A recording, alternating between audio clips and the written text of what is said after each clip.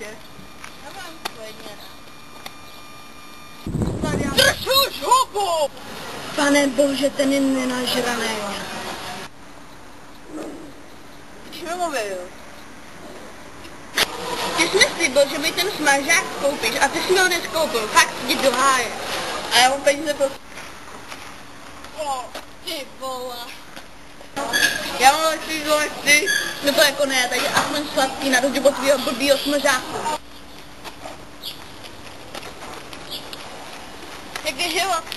Jak jinak než na hovno? Že ti smrdí máma. Táta. Babička. Celý ty.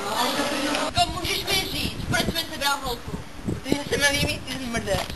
Nebo prostě, konec. Proč na Minecraft? Ne, a ty půjdeš na Facebook? Nevím, a proč na Skype? Jo, půjdu. Fajn.